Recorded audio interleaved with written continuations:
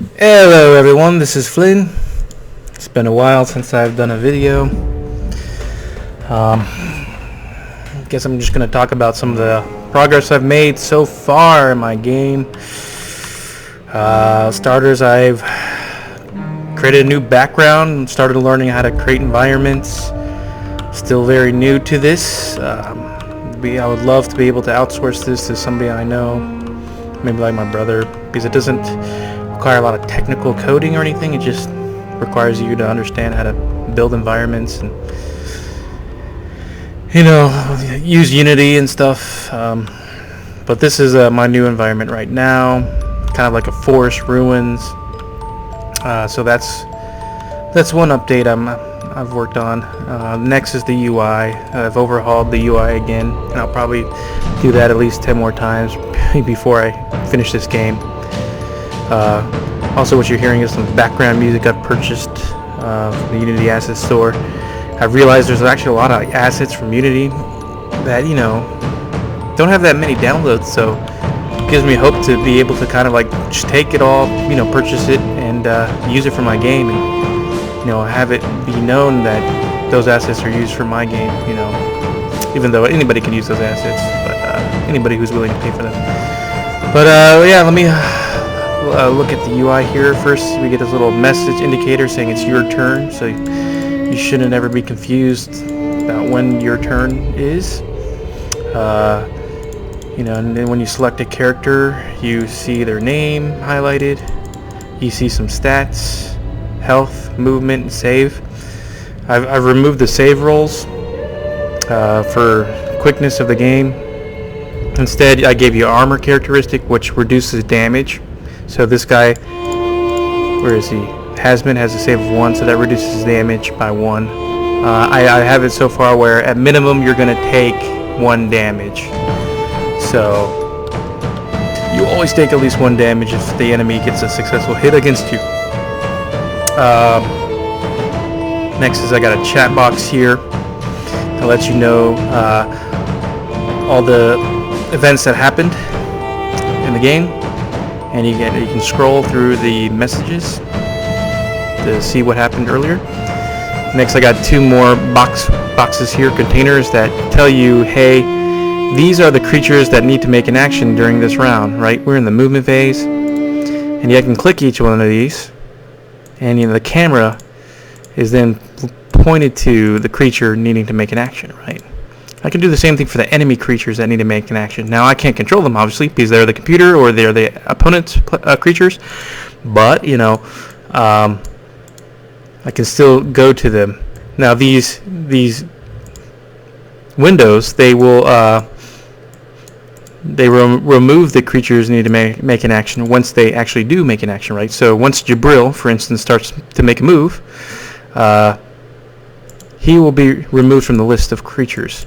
So you never have to, you don't really have to manually click each one to see, hey, has this creature done something? Or alternatively, I have these little tokens that tell you if they've made an action or not. But you don't really even need to look at each creature or click them. You can just go to this window and be like, hey, Gindug hasn't moved, so let's move him. Hazmat hasn't moved.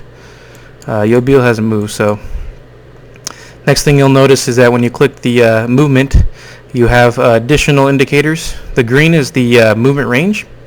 The yellow is your ability range. So if I wanted to be in range of, let's say, an enemy, because I know that Yobil has dynamite throw, I would need to move him, within range of an enemy. And I know that range given by the yellow indicator. And this is a work in progress, but at least now the minimum movement you need to move to be in range of something. So I'm playing against the Orc AI right now. See, it's not my turn, it's the Orc's turn moving. Now it's my turn. Got a little indicator there. Go to Hazmat. So that's cool. And you can see in the chat box the enemy players, they're highlighted as red. That's your enemy creatures. And your creatures are going to be have a kind of bluish color to it. Took me a while to get the coloring of this chat box. I don't even know if the chat box is a good idea. Most games don't have one. It's kind of old school, but I don't know. I'm keeping it there for now. All right. So what happened too is usually when you're done or when you're ready to move to the next phase, you have an end phase button, and so I've automated this a little bit to increase user experience. Whereas, such as like if you've already moved, if you're already finished all your actions for a movement, then it's automatically going to end the phase for you. And same with your action phase, right? So some of these guys have dynamite throw. For instance, Yobil has dynamite throw. He has to be in range of an enemy, right? There's no enemies in range, so I've already graded this out. This can't even be a possibility of using. So if you go through your guys right here, like Hazmat, he can't even do Righteous Strike or Shield Bash. These are both offensive abilities, and the enemy has to be in range right now. And if you look, Hazmat is not in the list to make an action. So that just simplifies things a bit. And I'll need to further, that's the goal of these boxes, right? I only want you to be able to click on something if you can actually do something, right? So if I can actually cast something here, like Harden. All right. Dazil stepping long throw. Look, I got some animations coming now where that catapult, he tossed a stone into Jibril, did some damage to him. Jibril took 3 damage. But anyway, going back to what I was saying, the goal of this window right here is to keep track of what can actually, which creature can actually do something right now, and it'll go to 0 when you're done. I got another animation here. This guy just buffed himself, and that's the buff animation. So here's Gimduck here. Let's try to buff this guy here. Let's give him Eagle Sight so he can increase his range. Cool. Yobil has increased range. Alright, let's give this guy Minor Frenzy. Cool.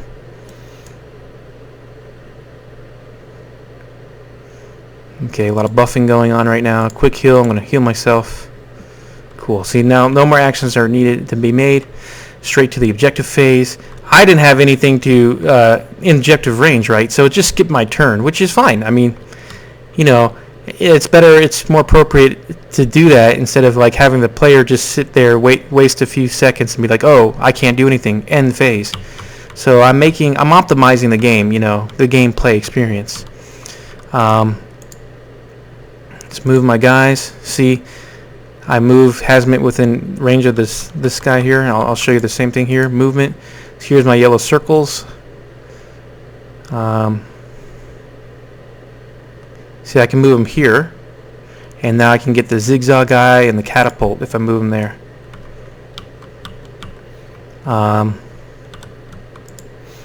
See here, a little dwarf sprint. He sprinted. He's going to move super fast. He's going to go here. Why not? Gujek has to move. Gujek's moving here. Okay, again, I want to be in range of my dynamite throw.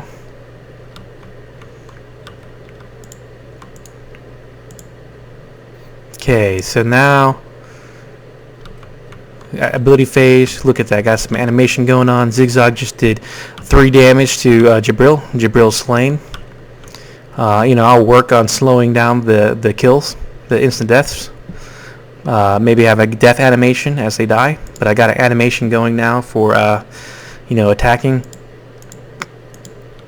Here, let me do a shield bash against Durzil, the catapult. Cool. Applied shield bash to this catapult, and you see a little graphic going on. He is debuffed. Guthug, he just threw a fireball in this guy right now. This guy just took a ton of damage. I don't know if you caught that. But anyway, go back to what I was saying. Shield bash, he applied a negative effect here. That's the animation for negative effect. Reduces the save by 1. Your save can only be 0. It can't be below 0. So at this point, he's going to do Righteous Strike against him. Let's see what happens. Fails. So he just threw another catapult launched ball there, and he killed my guy, Yubil. So a lot of my guys are dying right now. I'm going to do Righteous Strike against Guthug. Guthug takes 3 damage. Okay, Zigzag's enraged.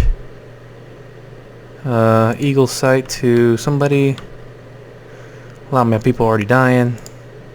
Let me do it to him, why not? Spear jab. I don't have an animation for spear jab yet. But man, a lot of my guys are already dying. That's it, man. I have to end my phase. Alright, let's see. Speed haste. Your orcs are kicking my ass right now.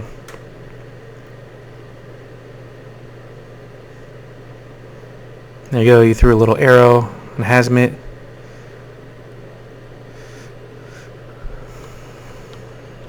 Grab objective phase. Gonna try to grab this monowell. Failed. I'm gonna grab this one here.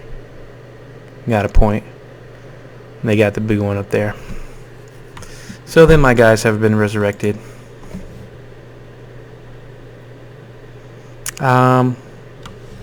But yeah, that's pretty much all my updates right now. You know, I got the UI selectors with the ability range. I modified the armor saves. Modified the UI. You know, it tells you if it's your turn. Probably next few things I'll add in is like actual effects when you cast an ability, or maybe when you even move, to make it more like a game. But yeah, that's what I have so far. Alright, thanks.